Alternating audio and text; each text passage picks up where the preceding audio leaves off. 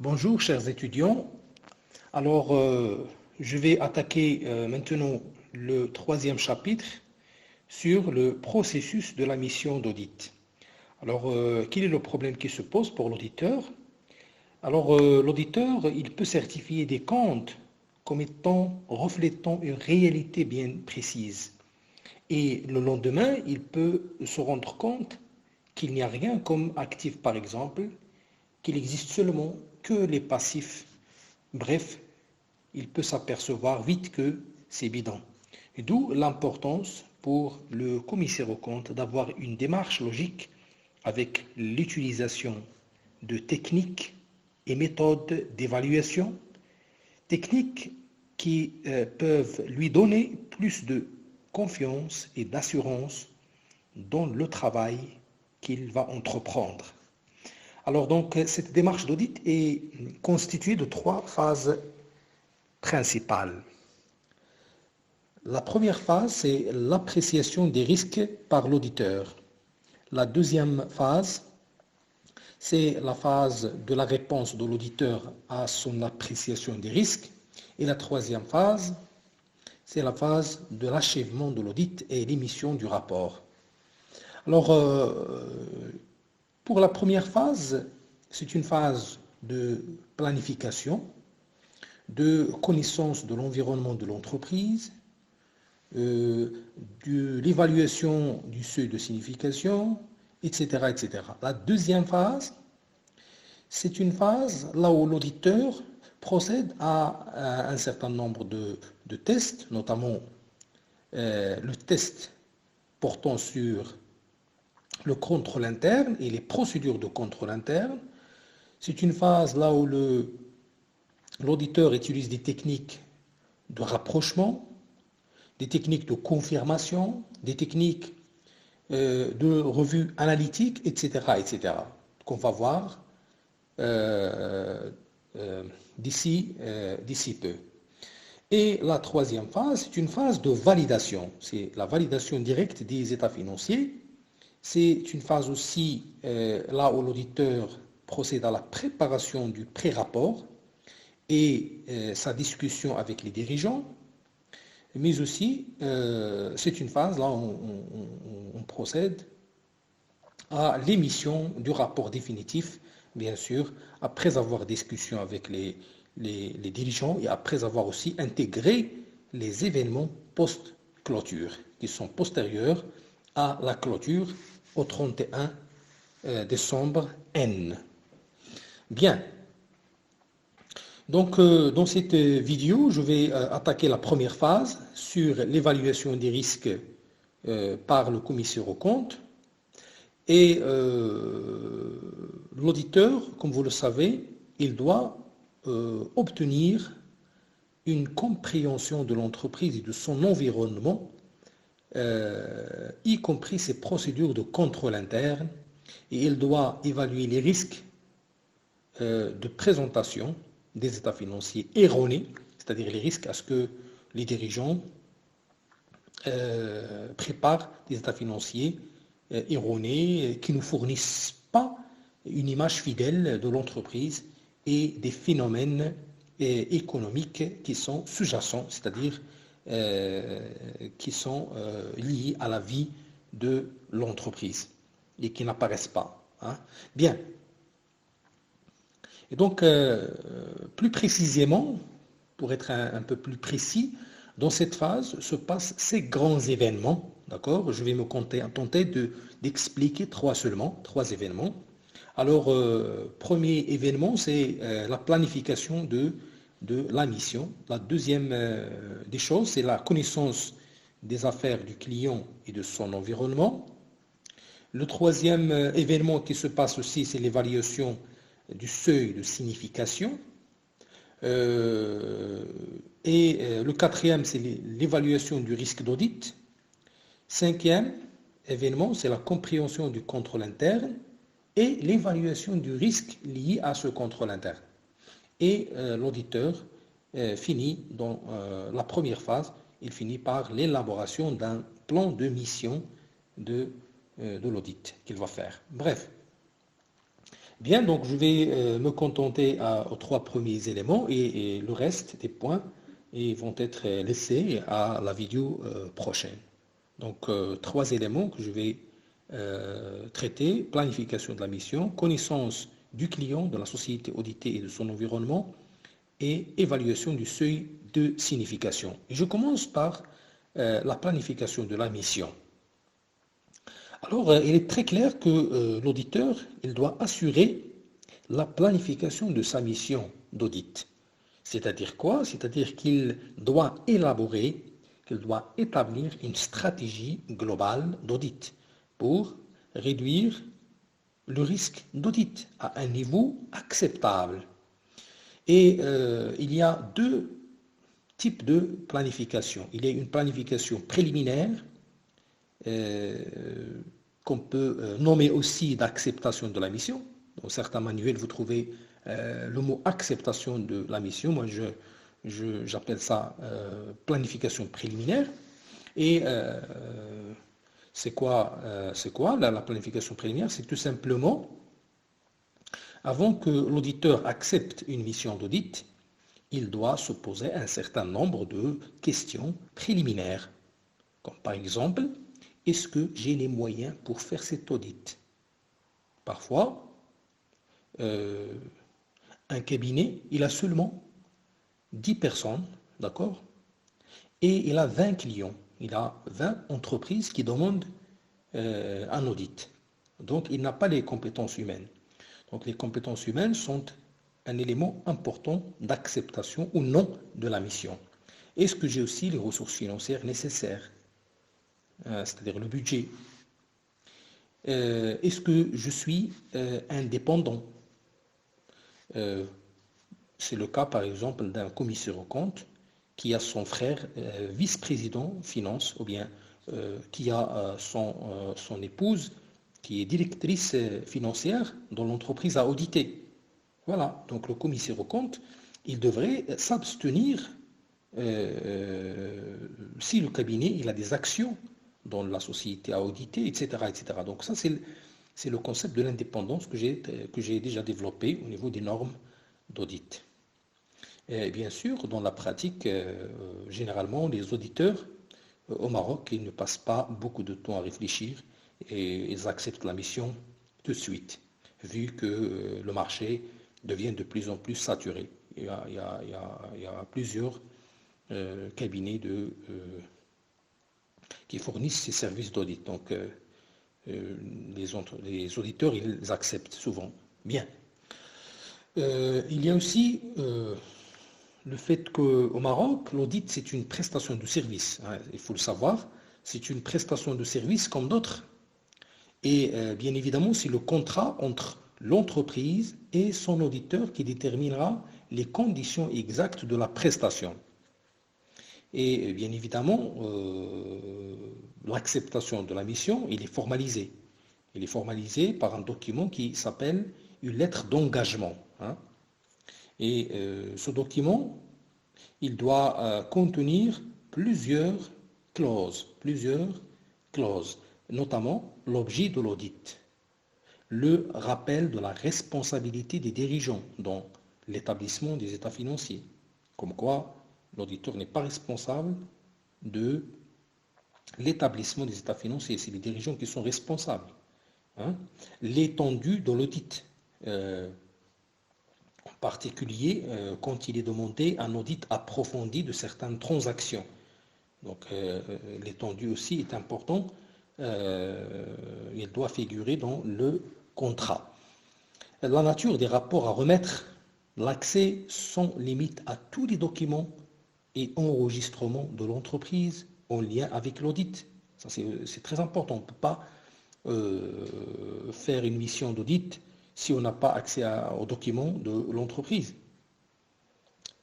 Mais également le rappel de la responsabilité des dirigeants dans la conception et la mise en œuvre du système de contrôle interne.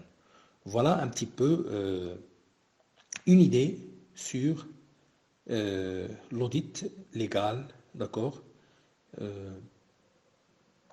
et sa formalisation, d'accord, avec les clauses du contrat. Bien. Quand je parle aussi de la planification préliminaire, je dois aussi rappeler que quand un auditeur obtient une nouvelle mission, il doit s'assurer de plusieurs choses, notamment, je vais prendre les éléments qu'il faut contrôler selon la norme ISA 510, donc je vous conseille de revisiter cette norme. L'auditeur doit s'assurer que les balances d'ouverture ne contiennent pas d'erreurs qui viendraient affecter la qualité des états financiers audités. L'auditeur aussi doit s'assurer que les soldes de la balance de clôture de l'exercice précédent ont été correctement reportés dans la balance d'ouverture. Et également, l'auditeur doit s'assurer que la permanence des méthodes et principes comptables est respectée ou qu'à défaut, les modifications sont clairement présentées et communiquées. Voilà un petit peu la norme ISA, d'accord, ce qu'il exige pour les auditeurs qui viennent d'avoir une nouvelle mission d'audit. Il y a également, à côté de cette planification préliminaire dont j'ai parlé, il y a une planification proprement dite qui signifie que l'auditeur doit fixer des dates d'intervention et de remise des rapports et doit prévoir aussi les ressources, principalement les collaborateurs nécessaires, d'accord, pour faire un tel audit.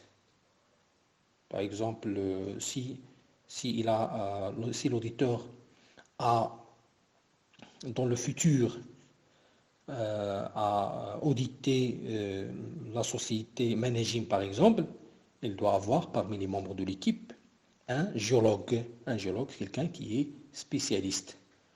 Bien, ils n'ont pas seulement les comptables. Et donc quand je parle d'une mission d'audit, généralement dans la pratique, pour un exercice comptable bien précis, la mission peut commencer, je dis bien peut commencer vers début septembre et le rapport final d'audit est rendu lors du premier trimestre N+1. Bien. Le deuxième point dans cette phase, le deuxième événement, c'est la connaissance de l'environnement de l'entreprise et de ses spécificités. Alors ça, c'est un point très très important. Ce que je dois dire, c'est que d'abord, l'auditeur, il devrait connaître l'environnement de la société, ses filiales, sa situation financière. Bien sûr, cela est important pour pouvoir déduire les manipulations possibles et également prévoir les stratégies d'évaluation en la matière et les techniques à aborder, d'accord, pour essayer de confirmer ou d'infirmer ces manipulations probables. Bien, deuxième idée, c'est que l'environnement de l'entreprise dépend du secteur d'activité et de la situation économique tant générale que sectorielle. Et là, il faut signaler que selon les secteurs d'activité, les besoins informationnels de l'entreprise ne sont pas les mêmes. Et les procédures de traitement de l'information et les contrôles à effectuer sont différents suivant les secteurs d'activité. Je vous donne un exemple ou bien deux exemples. Premier exemple, dans le secteur du bâtiment et travaux publics. Vous savez que le risque principal, il porte sur l'évaluation des travaux en cours et sur les litiges avec les clients. Il y a aussi le risque concernant la phase de la vente, au niveau de la vente, il y a le risque aussi d'avoir des ventes qui sont passées en noir. Bien. Et une troisième idée importante, c'est que la situation économique conditionne fréquemment la santé financière d'une entreprise. Alors, pour appréhender la situation économique, pour appréhender pardon, la santé financière, il est nécessaire de tenir compte du secteur d'activité, de la concurrence, des débouchés, des approvisionnements et j'en passe. Et là, pour essayer de comprendre euh, l'intervention de la situation économique comme un facteur important pour l'auditeur, je donne l'exemple du secteur de l'automobile. Donc vous savez que le secteur de la construction automobile est un secteur qui est sensible à la conjoncture générale. Vous savez que, par exemple, dans cette situation difficile de Covid, Covid-19, vous voyez, donc c'est une situation de crise, et donc les particuliers, ils achètent moins de voitures en période de récession, de crise. Donc, ce secteur d'activité, il est sensible à cette conjoncture-là, et aussi sensible au renouvellement des gammes des constructeurs concurrents. Il est aussi sensible aux incitations fiscales, à l'achat d'une voiture. Il est aussi sensible au prix du carburant, etc., etc. Donc il faut connaître tout cela. L'auditeur, il doit prendre connaissance de tout cela. Mais il y a une question pour connaître l'entreprise, pour connaître l'environnement de l'entreprise, pour connaître les spécificités de l'entreprise. Une question surgit immédiatement, c'est comment justement comprendre tout cela. Donc quelles sont les procédures? Alors dans la pratique, il y a plusieurs procédures qui sont utilisées par les auditeurs. Je peux les résumer en 7 au moins. Il y a la demande d'information, donc je peux connaître l'entreprise. Il n'y a pas un moyen de connaître l'entreprise que de poser des questions aux dirigeants. Poser des questions, par exemple, sur l'existence de pénalités éventuelles qui sont infligées à l'entreprise.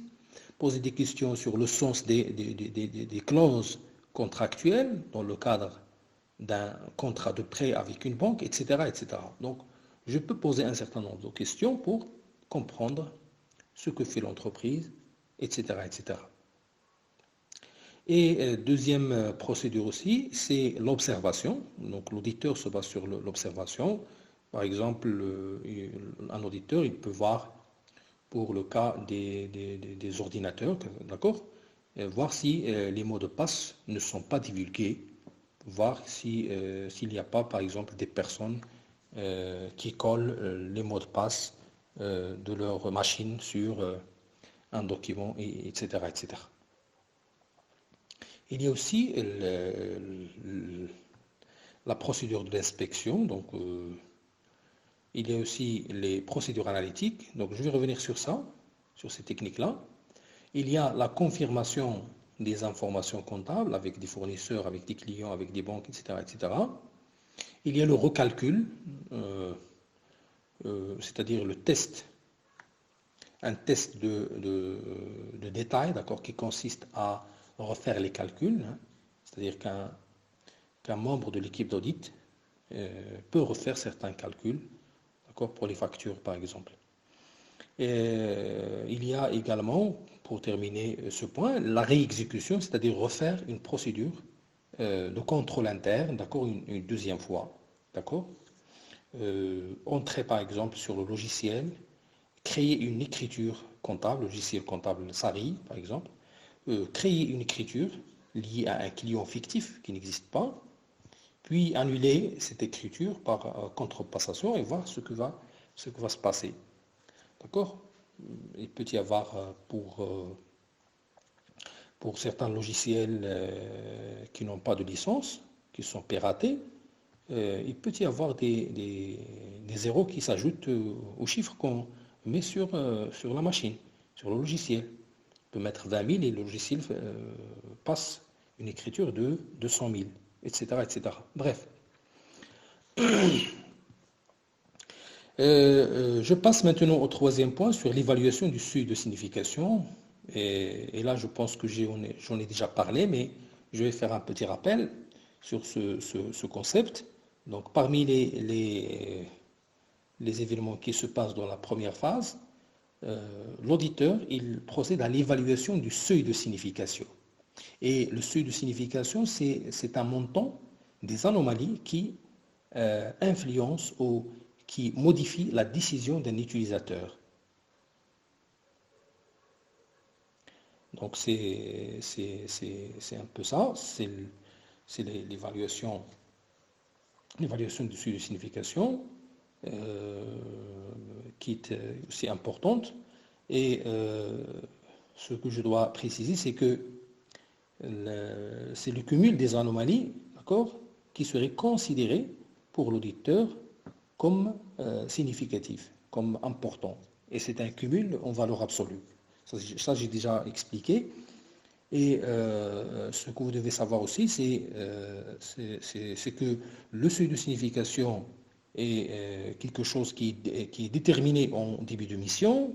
Il reste une question de jugement du commissaire aux comptes. Selon les normes ISA, les normes internationales d'audit, je rappelle que le seuil de signification est compris entre 5% et 10%.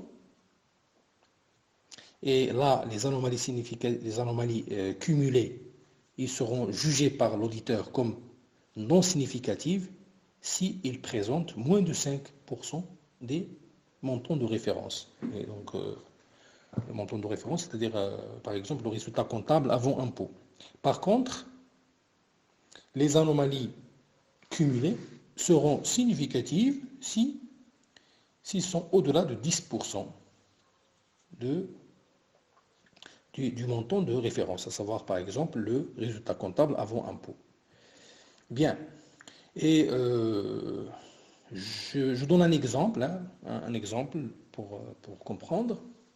Si l'auditeur fixe un seuil de signification de 200 000 dirhams et que le total des anomalies relevées est de 170 000 dirhams.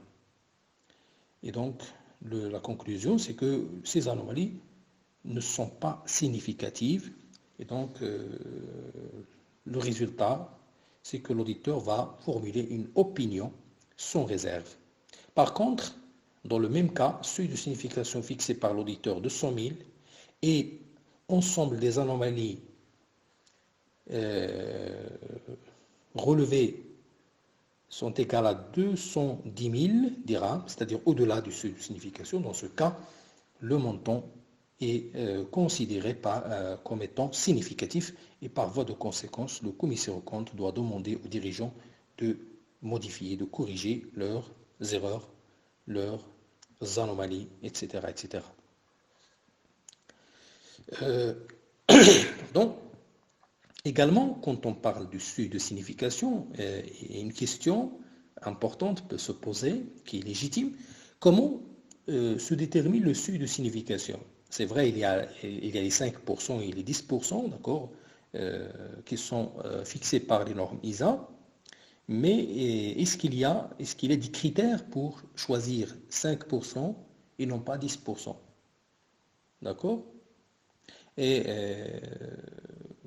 vous savez qu'il y a des critères à la fois quantitatifs et des critères qualitatifs pour fixer un seuil de signification. Alors, je commence par les critères quantitatifs. Alors, critère quantitatif, c'est 5%. 5% du bénéfice comptable avant impôt. Généralement, pourquoi 5%? L'auditeur, quand il veut être prudent, il prend un seuil de signification de 5% pour ne pas prendre de risques. C'est dans le cas, par exemple, où l'auditeur vient de commencer sa mission pour la première fois. Donc c'est pour le premier mandat de l'auditeur. Quand l'auditeur est en premier mandat, il choisit 5%.